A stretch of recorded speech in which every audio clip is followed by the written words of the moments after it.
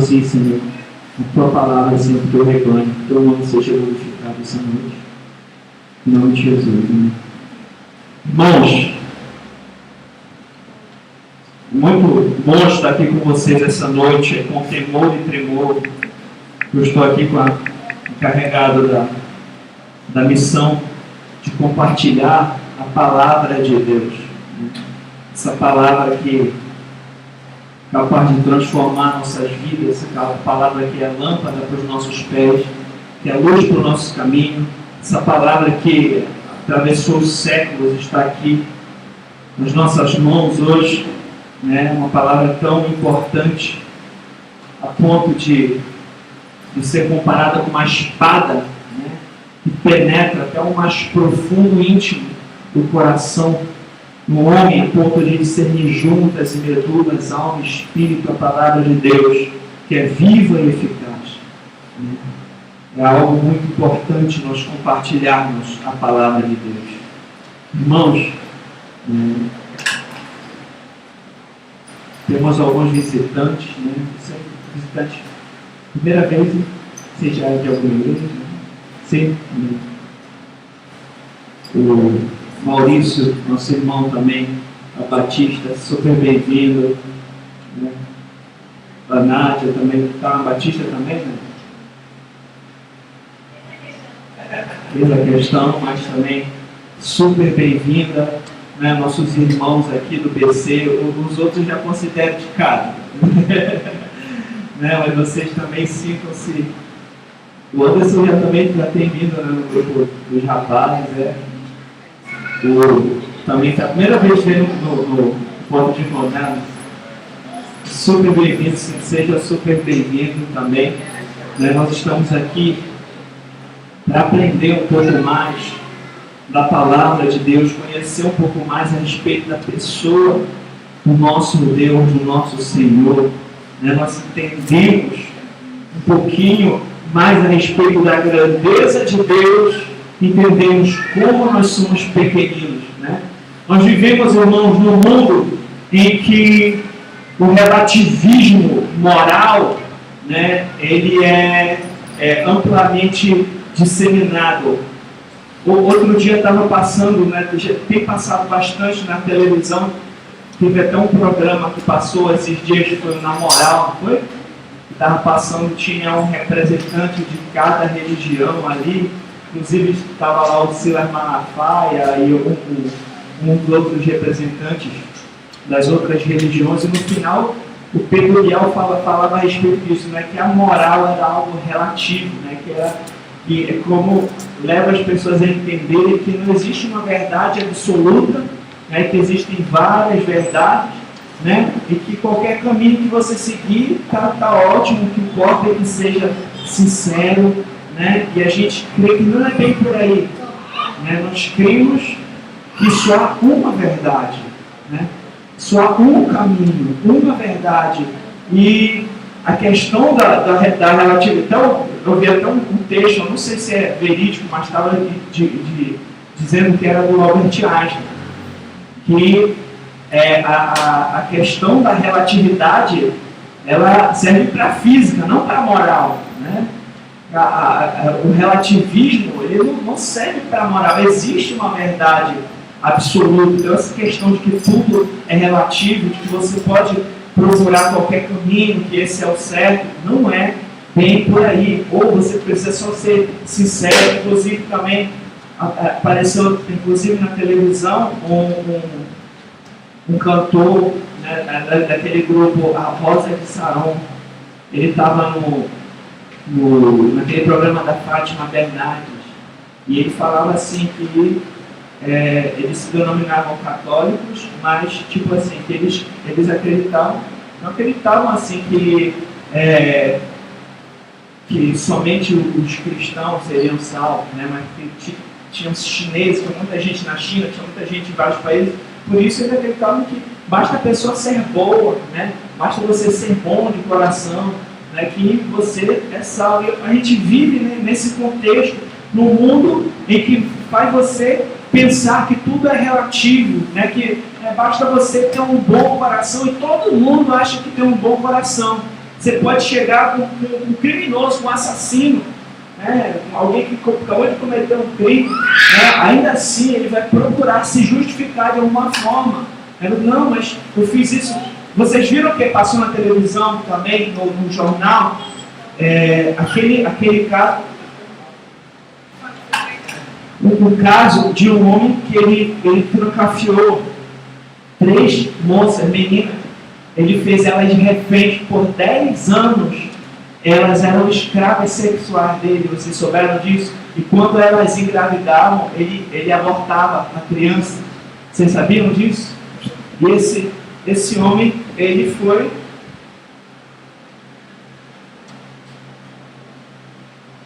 preso, né? Descobriram depois de 10 anos de sofrimento, este homem foi preso, e ele conseguiu não ser condenado à morte.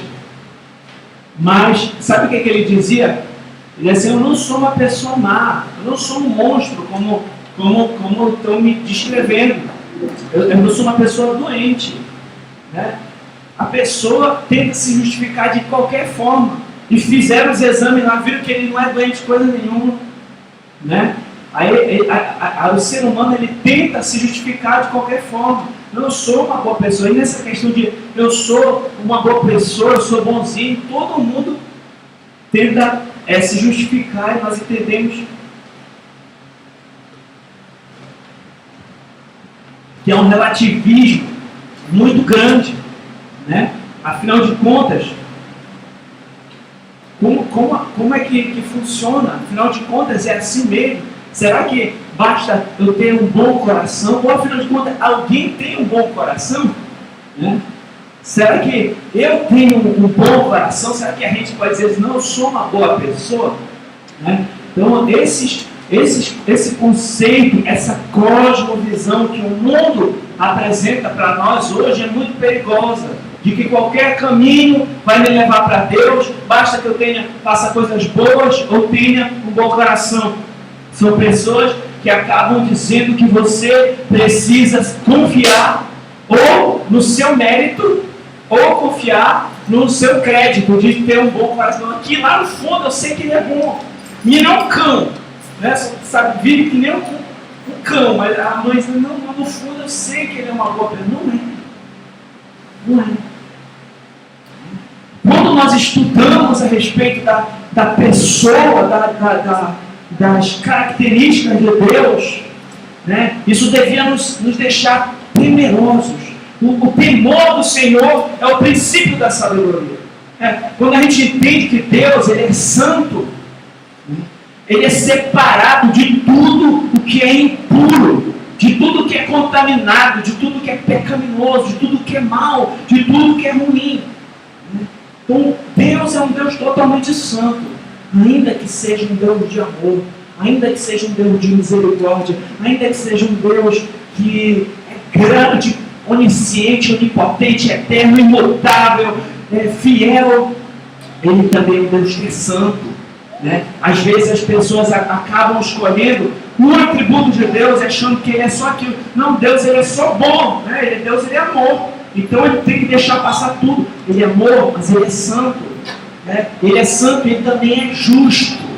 Ele é um justo juiz, né? Que julga com retidão. Deus, ele não fica a parte das coisas que estão acontecendo. Ele, por ser um justo juiz, ele vai estabelecer um juízo, né, perante toda a sua criação. Irmãos, Deus criou tudo perfeito. Deus criou os céus e a terra, né? Não pense que toda a criação é obra do acaso, né? Também tem esse conceito que às vezes é tão batido na mídia que às vezes as pessoas acabam tendo como verdade. Não, que tudo foi obra do acaso, né? Não existe isso. Quem criaria o universo? Por que o universo existe? Você já parou para pensar nisso? Por que o universo existe? Né? Não o acaso. Como acaso? O acaso vai criar alguma coisa? O universo? Não, irmão. Foi um Deus poderoso, uma mente, com um intelecto brilhante, onisciente, criou o universo. Você parou para observar o universo, irmãos? O universo é enorme. Às vezes a gente vive num mundo tão antropocêntrico que o homem está no centro de tudo. Às vezes a gente acaba achando que tudo foi feito que o homem ele é o centro de tudo, que ele é o cara. Cara, observe o universo. Quando a gente vai estudando o universo, e agora a ciência, né, com seus telescópios enormes, agora eles conseguem desvendar um pouquinho mais, né, eles vão ver a grandeza, vão ver nas galáxias, né, agora tem a noção de que o universo está em expansão e que tem várias galáxias além da Via Láctea, e a Via Láctea é só mais uma, né, e tem planetas. A gente vai observando como tudo é muito grande, constelações, estrelas, planetas, e a gente vai observar o ser humano lá do planeta Terra pequenininho, né? Você fica espantado quando você vai estudar ou vai observar a astronomia. Você fica espantado. A gente pode fazer alguma coisa em relação aos planetas, ao universo, às estrelas? Não pode. Né? A gente se sente impotente, correto? A gente diz, cara, eu sou tão pequenininho. Alguém se sentiu assim? Eu sou tão pequenininho, esse universo enorme. Agora, irmãos, Deus, Ele é o Criador disso. Ele é maior do que isso. Amém? Deus, Ele criou. A gente vai observar uma montanha enorme. Não sei se você tiver a oportunidade de viajar de avião e observar lá tudo pequenininho lá embaixo. A gente fica observando, a gente fica espantado. Você olha as montanhas, você olha os mares, tudo enorme, imenso e tão pequenininho. A gente observa, imagina o Criador disso tudo. Se a criação já nos espanta, quanto mais o Criador. Amém? Deus é o Criador, sustentador e dono disso tudo. E tudo Ele criou para o louvor da sua glória. Ele criou os mares para o louvor da sua glória. Ele criou as montanhas para o louvor da sua glória. As estrelas, as baleias, os animais, tudo para o louvor da sua glória. O objetivo da criação é glorificar o Criador e gozá-lo para sempre, em sentir prazer naquilo que Ele fez. Porém, o homem pecou contra Deus. Amém? Nós entendemos, estudamos aqui, que o homem, Adão, pecou contra um Deus santo. Correto? E o salário do pecado é a morte. Adão passou a ser mortal, foi expulso do jardim do Éden. Adão passou a ter uma natureza pecaminosa, passou a ser conhecedor do bem e do mal. A sua descendência se tornou caída. Nós entendemos que a Bíblia diz que por causa do pecado de um, muitos vieram a perecer. Porque depois da queda de Adão, a Bíblia diz que todos pecaram e foram destituídos da glória de Deus. Nós não poderíamos nos achegar até a presença de Deus. Havia uma separação entre Deus e os homens. Nós não chegaríamos a Deus. Nós não poderíamos buscar a Deus por nós mesmos. A Bíblia fala a respeito disso. Nós observamos que depois da queda foi só desastre, né? Todo o ser humano em si já cometeu pecados. Então essa ideia de que não, você tem um bom coração, não tem. Você não pode ser salvo por si só. A mídia está passando isso direto. Não pode, você ser uma boa pessoa, ter um bom coração, não pode ser salvo por si só. Todos pecaram e foram destituídos da glória de Deus. Abra comigo Efésios capítulo 2.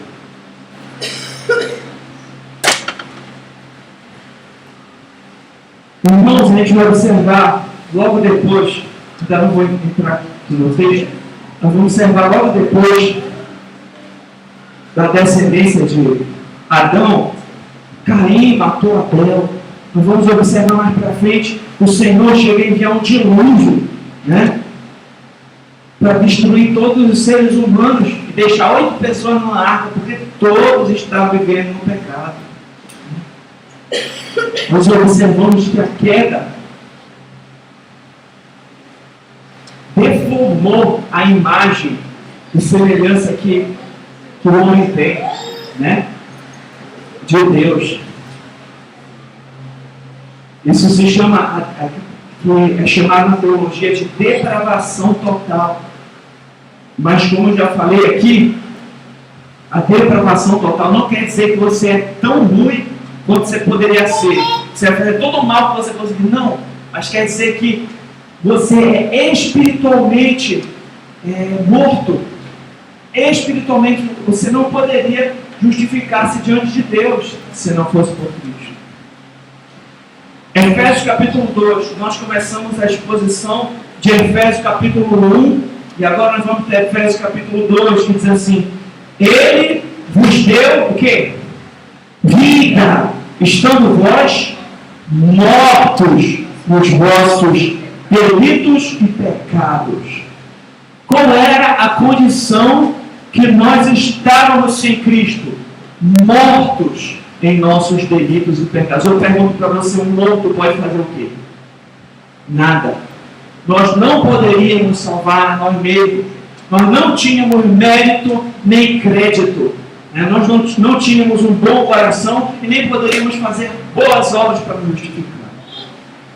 Nos quais andastes outrora, segundo o curso deste mundo, segundo o príncipe da potestade do ar, o espírito que agora atua nos filhos da desobediência, segundo o curso deste mundo. Esse mundo não quer dizer o curso do planeta, mas quer dizer do sistema mundano, pecaminoso, que é gerido está dizendo o príncipe das potestades do ar. Você sabe quem é esse? É o diabo, Satanás. Aqui a gente precisa entender um conceito. Não existe meio termo. Se uma pessoa não está servindo a Deus, ela está servindo ao diabo. Não tem, não, essa aqui a pessoa fica, não estou servindo ninguém, estou aqui na minha. Né? Aquele que não ajuda a ajudar já está espalhando.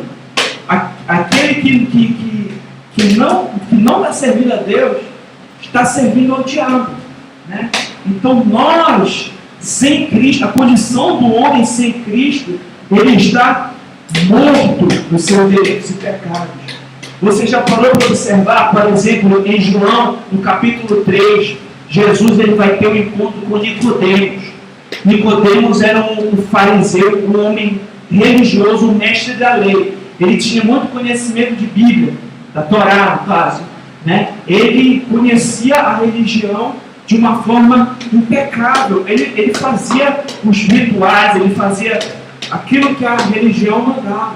Né? E ele chegou com Jesus de noite. Talvez ele não queria ser encontrado de dia com Jesus, para ninguém ver, poxa, está pedindo informação para Jesus, olha aí, Nicodemo, né? Já que ele era um homem, talvez, um dos maiores da sua época.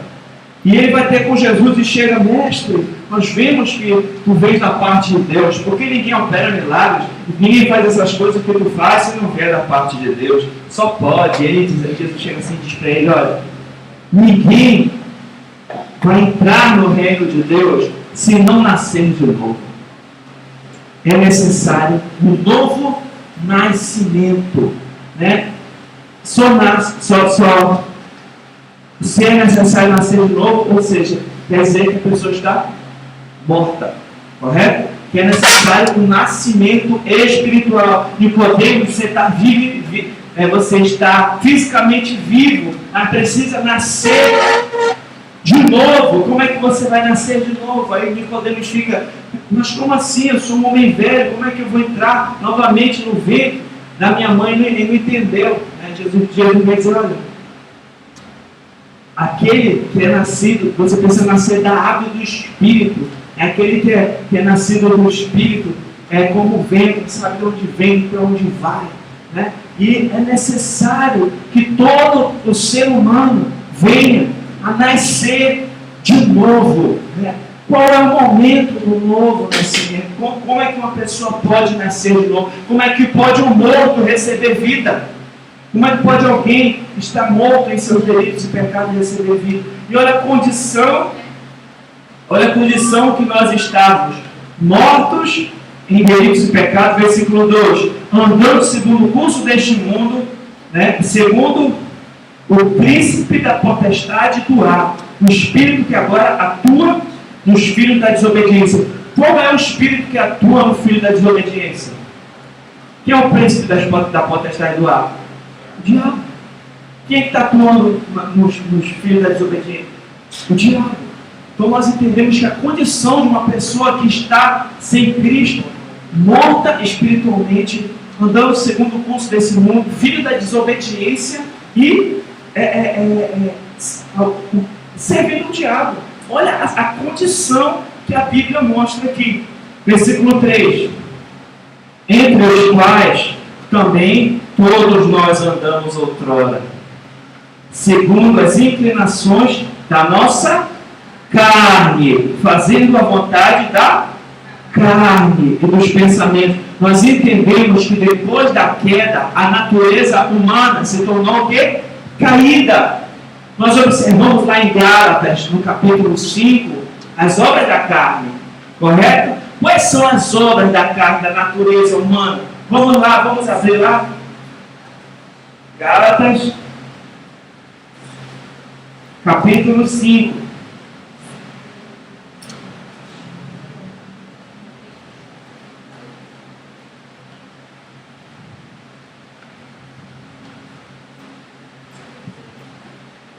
Versículo 16 em diante. Vamos ler. Digo, porém, andai no Espírito, e jamais satisfareis a concupiscência da carne, porque a carne milita contra o Espírito, e o Espírito contra a carne, porque são opostos entre si, para que não façais o que porventura seja o vosso querer. Mas se sois guiados pelo Espírito, não estáis sob a lei. Ora, as obras da carne são conhecidas. Olha as obras da carne: prostituição, impureza, lascívia, idolatria, feitiçaria, inimizades, porfia, ciúme, ira, discórdias, dissensões, facções, inveja, bebedice, glutonaria e coisas semelhantes a estas, a respeito das quais eu vos declaro, como já outrora vos preveni, que não herdarão o reino de Deus, o que tais coisas praticam. Vocês observaram quais são as obras da carne? Observaram a natureza humana, né? Se a pessoa for guiada pela natureza humana, pela sua carne, né? Vocês observaram a condição? Qual é a consequência? Não herdarão o reino, né? Então a pessoa nós temos que ter esse entendimento que depois da queda, por causa do pecado de Adão, né, nós já nascemos com a carne inclinada para o pecado, com a carne inclinada para o que é mal. E ele está dizendo aqui que nós, outrora, né, andamos segundo as inclinações da nossa carne, né? Só observar, né, antes de você converter, né, bebedeira, ciúme, inveja, farra, pornografia, coisas parecidas com essa, né? Mentira, inveja, maldade, né? Então nós vivíamos, éramos escravos da nossa carne, né? Assim como também os demais. Versículo 4, capítulo Efésios 2:4. Mas Deus, sendo rico em misericórdia. Nós observamos aqui o atributo de Deus em ação, amém? Vocês lembram que nós estudamos a respeito da misericórdia do Senhor? Amém? Quem lembra? Ninguém lembra. Amém? Por causa do grande amor com que nos amou, eu pergunto aqui, isso aqui foi uma ação de Deus ou uma ação do homem? Foi porque o homem foi lá e mostrou que tinha um bom coração? Foi porque o homem fez alguma coisa que chamou a atenção de Deus? Foi porque Deus é rico em quê? Misericórdia. Por que Deus salvou? por causa dele mesmo, da essência dele, que é misericórdia, misericordioso e amoroso. Amém? Não é porque eu tenho um bom coração, não é porque eu fiz alguma coisa que Deus, não, mas Deus sendo rico em misericórdia, por causa do grande amor com que nos amou. Né? Isso é um atributo de Deus, não é um mérito humano. Isso é um atributo da pessoa de Deus. Ele é amor e Ele é misericordioso. Estando nós, qual é a nossa condição? A gente estava servindo? A gente estava vivo? Não. Estamos nós o quê? Mortos em nossos delitos. Nos deu vida juntamente com Cristo. Amém? Amém, irmãos? Nós estávamos mortos em nossos delitos e pecados, mas por causa do seu amor, por causa da sua misericórdia, Ele nos deu vida. Você entende que Ele é o único que é digno de glória, de adoração e de honra, e a nossa salvação é um plano de Deus. Ele é o único que merece honra e glória. Se não fosse Ele, nós não seríamos salvos. Nós não nos achegaríamos a Deus, nós não buscaríamos a Deus. Né? Mas pela sua graça, estando nós mortos em nossos delitos, nos deu vida juntamente com Cristo. Pela graça sois salvos. O que significa graça? Favor imerecido. Eu não mereço, mas Ele me salvou. Amém? Né? Nós não temos mérito, não temos crédito, mas Deus nos salvou pelo seu amor e sua misericórdia. Ele enviou o seu Filho, Cristo Jesus, perfeitamente homem, perfeitamente Deus, vivendo uma vida santa, cumprindo toda a lei cerimonial, moral e civil, entregando-se como um sacrifício para pagar o preço pelos nossos pecados, no nosso lugar. Ele é sepultado e ao terceiro dia Ele ressuscitou. Irmãos, os nossos pecados foram imputados a Cristo. Todo o peso do pecado que seria justamente punido severamente pela santa e justa ira de Deus, caíram sobre o seu Filho, Cristo Jesus. E a justiça e a sua justiça, a sua obediência perfeita, né? A lei, a sua obediência perfeita a Deus, a sua justiça perfeita é imputada a nós. Deus, nossos pecados são imputados a Cristo e a justiça perfeita dele é imputada a nós. Por isso nós somos chamados de justos, porque Ele nos justificou. Amém? Nós somos justos porque nós fomos justificados se nós estamos em Cristo Jesus, de fato. Né? Aquele que está em Cristo é nova criatura. Né? O justo morreu pelos injustos. E juntamente com Ele nos ressuscitou e nos fez assentar nos lugares celestiais em Cristo Jesus. Qual foi o propósito disso, irmãos? Versículo 7.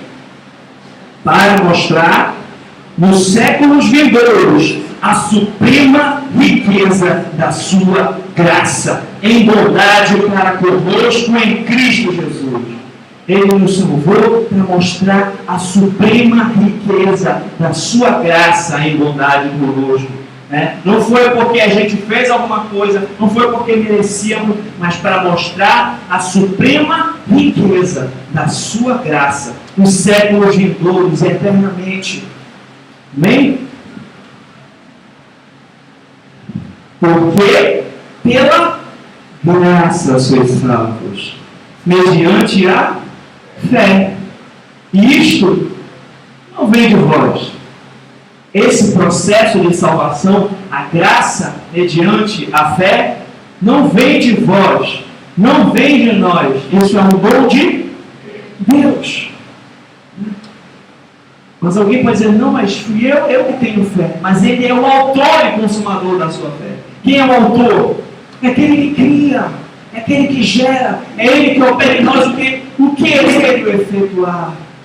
A glória é dele, a honra é dele, o mérito é dele. Nós temos que louvar, que agradecer, que glorificar. Porque pela graça sois salvos, mediante a fé. Isso não vem de vós, é dom de Deus. Não de obras, para que ninguém se glorie. Se alguém pudesse se salvar pelas suas obras, a pessoa poderia dizer, não, mas fui eu que me salvei. Eu fiz isso, eu fiz aquilo, eu levei comida, né, para os moradores de rua, eu fiz aquilo, né? Então eu que salvei. Não. Não vem das obras, para que ninguém se glorie. Deus não divide a sua glória. Lembra da primeira lição? Que Deus não divide a sua glória, Ele é zeloso. Então, pela graça sois salvos. Isso não vem de vocês, é um dom de Deus. Não vem das obras, para que ninguém se glorie. Deus não quer que a gente fique se gloriando. Eu consegui, eu conquistei, né? Pois somos feitura deles, criados em Cristo Jesus, para boas obras, as quais Deus de antemão preparou para que andássemos nela. Ele nos salvou porque nós fizemos boas obras? Não, mas para que nós fizéssemos boas obras. Mortos em delitos e pecados, a gente não teria condição de fazer nada, né? Nada de bom, verdadeiro. Mas Ele nos salvou para que aí sim nós pudéssemos fazer boas obras. Então as boas obras, elas vão ser uma consequência de alguém que nasceu de novo. Elas vão ser uma evidência de alguém que está em Cristo, porque nós amamos aquele que nos amou primeiro. Ele nos amou, Ele nos salvou, Ele colocou a fé no nosso coração, Ele nos tirou das trevas para a sua maravilhosa luz, Ele nos tirou da condição de mortos, inimigos de Deus, filhos da desobediência, cegos espiritualmente, e agora nós somos filhos de Deus em Cristo, agora nós somos amigos de Deus, agora nós somos co-participantes, co-herdeiros em Cristo, né? Então agora nós somos abençoados, então nós vamos o quê? Obedecer por amor, né? Nós vamos abandonar os ensinamentos, nós vamos fazer como aqueles que perguntaram para cá, já que Cristo pagou o preço, eu vou viver do jeito que eu quiser. Então, isso é uma característica de alguém que talvez nunca foi transformado. Por quê? Porque o amor de Deus nos constrange. A sua bondade nos leva ao arrependimento. Amém? Ele morreu pelos meus pecados. Eu vou me arrepender e crer. Eu vou viver para Ele. Cristo morreu por nós, para que nós venhamos a viver para Ele. Amém? Ele é o Senhor e Salvador, né? A gente não pode ter Cristo somente como Salvador. Ele tem que ser o Senhor das nossas vidas. Aquele que é o dono da nossa vida. A nossa vida pertence a Ele. Ele nos comprou por bom preço, nos comprou por sangue. Amém? E agora nós vivemos para a sua glória. Nós obedecemos por amor. Nós obedecemos a lei não para ser salvos, mas porque fomos salvos. Continuando. Portanto, lembrai-vos de que outrora vós, gentios na carne, chamados em circuncisão por aqueles que se intitulam circuncisos na carne por mãos humanas. Aqui é uma mensagem para os gentios, porque havia uma tremenda separação entre os judeus e gentios, né? Eles não se misturavam. Os gentios, eles eram marginalizados. Naquele tempo estavam sem Cristo, não havia nenhuma promessa, nenhum Messias para eles, separados da comunidade de Israel, estranhos às alianças da promessa. As alianças não tinham sido feitas ao povo gentil, né, mas com o povo de Israel, não tendo esperança e sem Deus no mundo, né?